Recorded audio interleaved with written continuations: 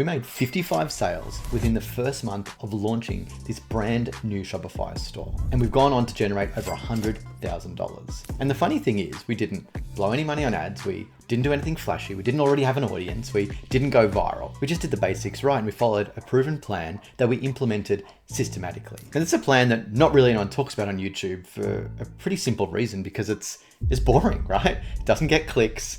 It isn't some flashy, trending strategy right now. It doesn't involve any secret hacks, but it works every single time. So if you come here looking for a video of how to get rich quick or how to scale my Shopify store to the moon and not make any profit, then this video isn't for you. But if you do want to build a real business built on real foundations and sustainable growth, then grab your notebook, grab a pen and strap in. I'm going to walk you through the exact plan to get your first 50 sales on your Shopify store, step by step. So even if this is your first store or you've had a store running for a while but you're struggling to get sales, then this is the video you've been waiting for. Let's jump straight into the plan. I have a checklist here that you can use. You can download that down below. The first thing that we want to start with is step 1, determining your offer. This is the most important, yet the most overlooked step when it comes to growing a Shopify store, and that is getting your offer right. You see, most people focus on ads and having beautiful looking ads or having a really well-designed website, but none of that matters if people don't want to buy your product, and that's where the offer comes into play. The offer doesn't mean a discount or a gift or anything like that. It means how are we presenting our product or how are we offering our product to our customers to give them all the reasons or convince them to say yes to buying that product. That's our offer. So let me take you through the 4 fundamental things that every single offer must have. The first one is your product promise. You see, when someone buys a product, right, they expect an outcome from that purchase. They expect a transformation. They expect it to do something for them. They don't just buy it for the sake of buying it. So we need to communicate exactly what our product does for them. We need to promise to them that if they buy this product, this thing is going to happen. Let me give you an example. I sell a coffee concentrate, and the idea of this product is that you can have barista quality coffee anywhere that you go, right? That's our promise. So we want to make sure that when someone looks at our product page, they know exactly what this product is going to do for them. And we want to make sure that this promise is specific as possible so that when someone lands there, they can relate to it, they can know that it's for them, they know that they're in the right place, and they're going to give you money for that promise to come true. The second part of a great offer is showing proof. It's all well and good that we can make these promises that our product does this thing, but no one's going to believe us. So we need to show proof that it actually does the thing that we're promising. In order to do that, we need to capture a few proof signals. And a few ways you can do that is by capturing product reviews, having before and after shots. Are there any certifications or results? Do you use any technologies or anything in there that people are familiar with? Is there any major authority that can speak on your behalf, like a doctor or an influencer or something like that, that has credibility in the industry to show that your product actually meets that promise? The third piece to a great offer is delivery. How fast is someone actually going to get this product from you? Because the faster they get it and the cheaper they get it, the quicker they're going to say yes. Money follows speed. So in order to do this, we need to determine how quickly can we ship it out to them? Can we ship it out to them for free? Can they come pick it up from us? Can they get delivered to them instantly? Same day delivery, anything like that. The faster, the better. I'm sure when you've shopped on Amazon before, you see that little thing at the bottom underneath the product, you can get this in 6 hours or in 3 hours or in 2 hours. Even if you don't need that thing, that is a little signal that says, yes, I'm going to buy it now, because humans want instant gratification. So the sooner we can get the idea of the promise into their hands, the quicker they're going to buy from you. So the fourth one is about removing risks or objections. We call these objection busters or risk removals. When someone goes to buy a product, they often ask themselves, either consciously or subconsciously, what if this happens, right? So what if it doesn't fit me?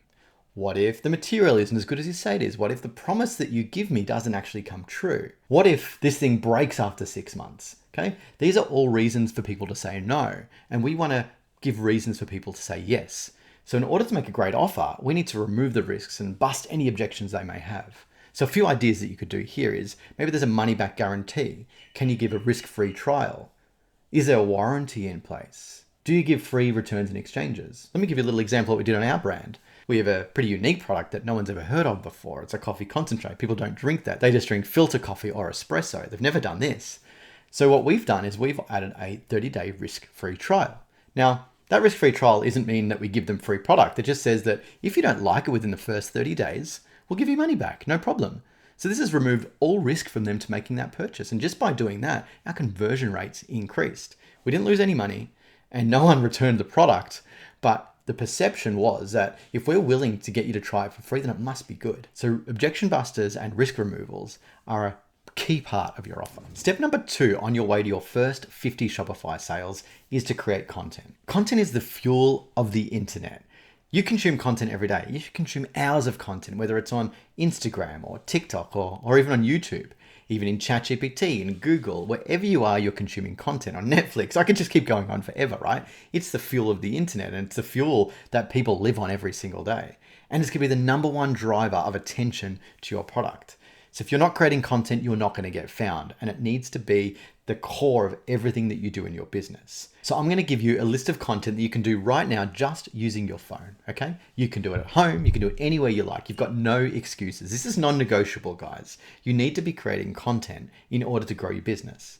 This is the content I want you to create. Film yourself using the product.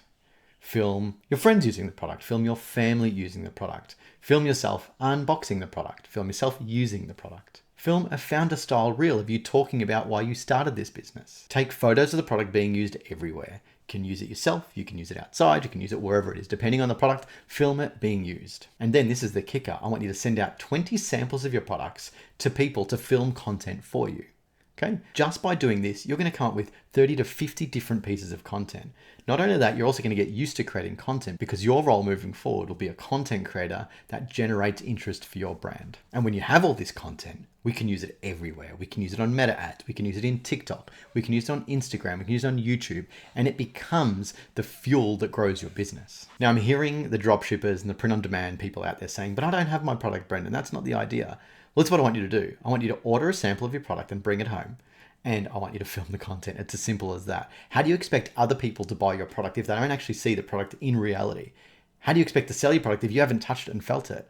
It's important that you do this step. The brands that go from being side hustles to full-time are the ones that take content seriously. Step number 3 is to build the perfect product page. Your product page is the most important page on your Shopify store. It's the place where people decide to click add to cart or bail from your website. So we want to make sure that it has every piece of information that makes sure people say yes and click that add to cart button. So to help you with this, I want to take you through the anatomy of a high converting product page. This is one of the frameworks that we use inside our Elite Team e-commerce academy, and I'll step you through how it works. The first thing we're going to make sure we have is a really strong product badge that calls out what the product is. Something like best sellers, most popular, things like that. The next thing we want to make sure is that we have amazing product images. We need to have at least 5 product images. It will be front, side, back, detail shots, and the products that are in use. There was a study done on Amazon that the product listings that had more than 5 images had a doubling in conversion rate. So they made it mandatory that every product listing had to have at least 5 images. So you need to take that learning and do that on your Shopify store. And as a bonus, if you can do a video, that's even better.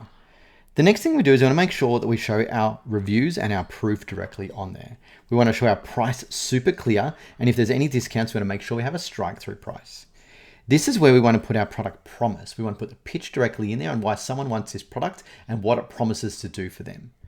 We then want to make sure that our call to action block is super clear and super easy. If you're selling clothing, make sure you add some sort of size guide in here. If you've got different colors, make sure these are color swatches. Make it easy for someone to make a yes decision. We then want to make sure we have a contrasting call to action button. This button needs to look like nothing else in the store. It's the only thing that should be this color and it needs to stand out. We like black because it goes against the store, or green or red, just something that looks different to everything else. Don't have it blending in with the rest of your store. The other little hack that we do is we like to put a little arrow in here. This subconsciously signals moving on to the next step. So if someone clicks add to cart, they already know they're going to head to the checkout. The next thing we want to do is add our objection busters underneath our add to cart button. And this is above our scroll line on our mobile device. These are the free trials, they're the warranties, the returns and exchange policies.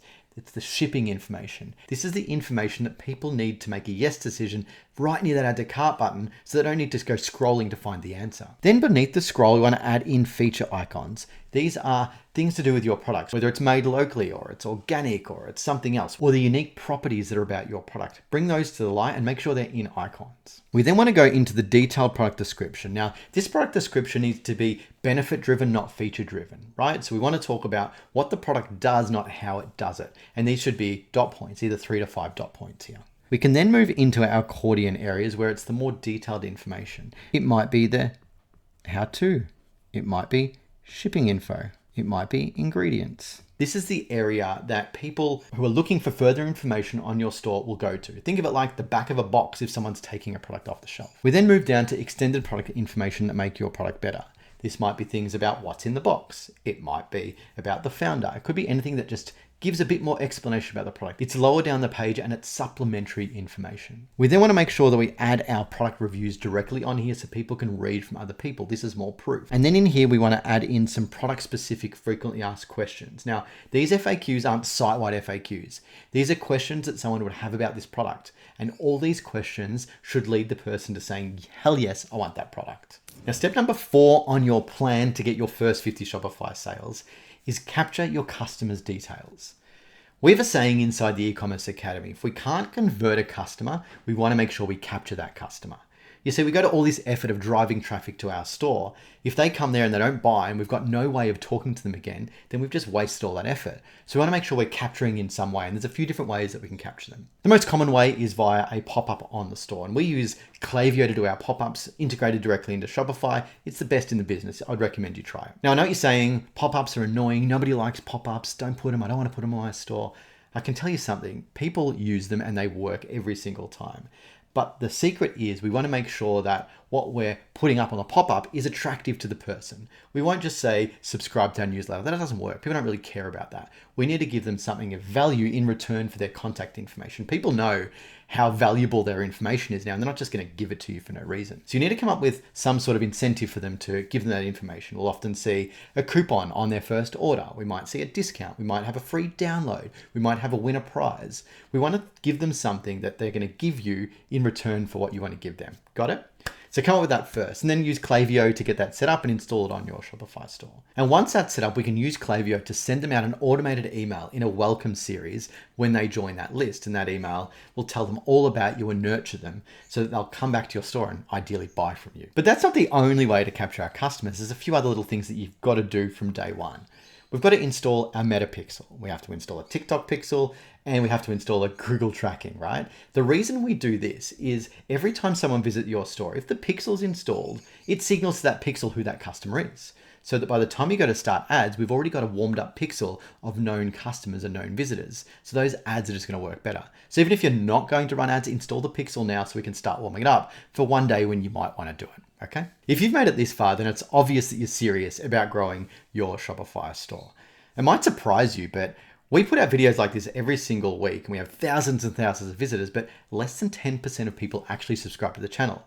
So do me a favor, if you're trying to grow your Shopify store, make sure you subscribe to this channel now. Let's move on to step number 5, and that's content marketing. We're going to take all the content that we created in step number 2, and we're going to apply it now. We're going to post that content on our business pages, as well as our personal pages. Now, you might ask, why our personal pages? That's not what we're trying to promote, Brendan. But your personal pages probably have more followers than your business pages do right now. Plus, your personal pages, people know you. So you want to tell them about your business. You want to tell them about your products. You want them to cheer for you. You want them to be advocates. They're probably going to be your first customers. So posting on your personal page is going to get you your first few sales, and they're going to talk about your business to their friends, and you're going to get this word of mouth growth. But we don't just want to post sporadically. We want to follow a plan. So in our checklist, we have a plan. This is what it's going to be. We're going to be posting at least 1 reel per day. We're going to post at least 2 to 4 stories per day. And these are super simple. You on camera, or you can repost content that you've done.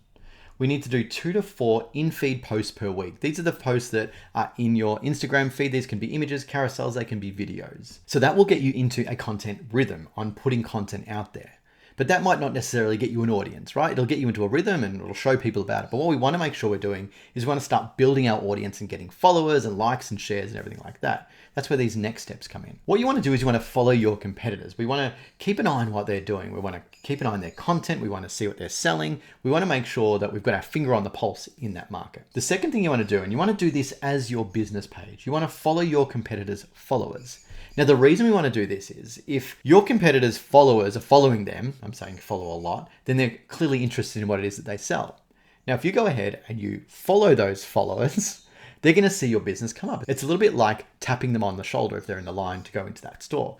We're just going to follow their followers. And what you'll find is those followers will follow you and it'll start to grow your audience. Then what we want to do is we want to message every one of those new followers to say, thanks for following. We want to create a relationship with those followers. This does feel like a lot of work, but we're trying to get our first 50 sales, guys. We've got to put the work in. And then we want to make sure to repeat this daily for at least 30 days. So if you could follow, say, 10 to 20 people every single day, and you could have a messaging interaction with them, that's going to be 300 to 400 people that you reach out to in a month. Now, I don't know about you, but I'm sure we can convert a couple of those into sales. The next step is then to reach out to UGC creators. These are user-generated content creators, and these are people that are going to be able to create content for you.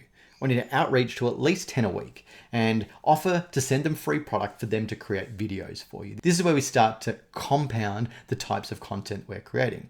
Now, the reason we do this now is they're going to look at your feed and they're going to see in your feed the types of content you're creating. They're going to see the product and they're going to say yes or no whether or not they want to be part of this. Now, if you did this without having any content, you're not going to get an uptake. You need to do it after you're starting to post content. And then this is the final piece, and it's probably the easiest. We want to get your friends and families to share your products, to tag you, to take photos, and do it on their personal accounts. This is going to spread the network and have more and more people want to follow you and support you and buy from you. Let's move on to step number 6, which is amplifying with ads. Now, the reason this is at the end is when we amplify with ads, we're either amplifying a good business or a bad business. So if you already have a product that doesn't convert or a site that just doesn't get the sales, when you add ads to it, it just makes it worse. It amplifies bad stuff. If you have a site that's set up really well and you put ads on it, it makes it better.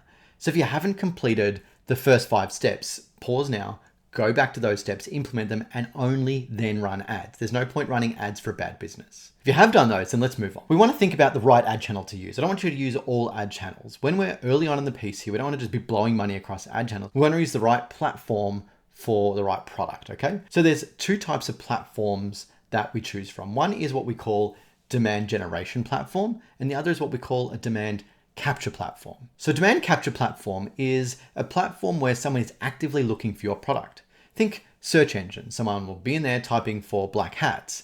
They've got a high intent to purchase, and we want to make sure they see our products in there. And that's using places like Google ads or Bing ads, right? That's where people have a demand for something and we're capturing that demand. The other platform is where we're generating demand. And this is where people might have an interest in your product, but they're not actively looking for it. So we want to show our product in front of them and try and spark their attention. These are in very visual platforms, places like Instagram, Facebook, TikTok, Reddit, right? These are areas where we can show our ads to people and try and encourage them to click. And we show it to people who might have an interest in our product, okay? We're generating the demand for our product. So your role now is to determine which platform is going to be right for your product. Do you have a product that people actively search for? If they do, then go down to search platforms. Or do you have a product that people don't know really exists and you need to generate demand? Then go down those visual platforms, okay? And I only want you to choose one in this early stage because I want you to become a master of that platform and learn how to do the ads in that platform. Once you've determined that, then you can browse my YouTube channel to learn how to actually run the ads. But these are the steps I want you to take. I want you to launch a campaign in that platform. You need to run it for at least 7 days. We don't want to turn it off in 1 or 2 days, and we want to give it a relatively decent budget. So it's not a $5 or $10 a day budget. We need to be spending at least $30 to $50 a day because we need to get the data in to understand what's working and what's not working.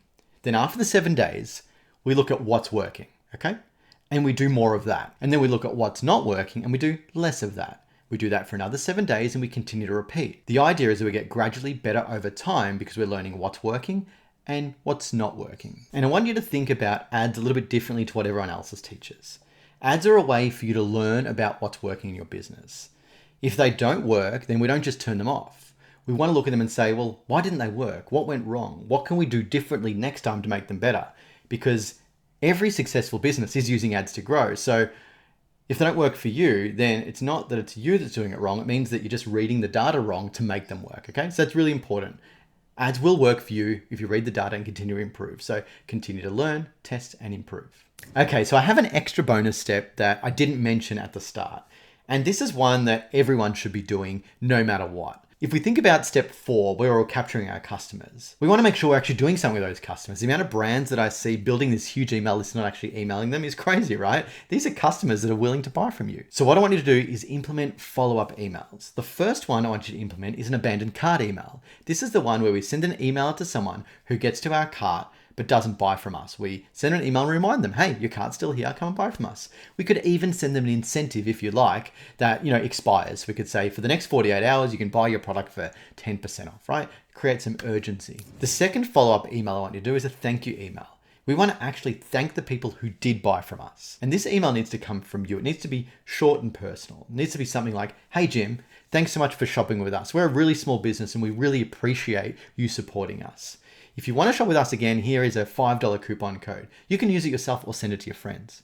The thing about this email is people aren't expecting to get emails from founders. They're used to buying from big companies. And when they can put a face to the company, it's going to get so much better and you're going to become memorable because people buy from people. Now, the third email I want you to follow up with is a review email. If you remember, we talked about creating proof. The best way to create proof is to get real customers to review your products. So using a tool like Judge Me, we can send out an automated email to people and request them to review our product for us. If you follow these 6 steps, you will get your first 50 sales on Shopify. I can pretty much guarantee it. But if you needed any help in implementing any of these steps, I do run an e-commerce academy and we have a program which is called the e-commerce bootcamp. And our goal is to take you from side hustle to full-time, right? So that you can earn a real income from your e-commerce business. So I've put a link down below if you want to join the e-commerce bootcamp. But if that's not for you and you're a bit of a self-learner, I want you to check out this next video, which is the e-commerce operating system. It's the framework that we use to take people from side hustle to full-time all the way to a freedom business.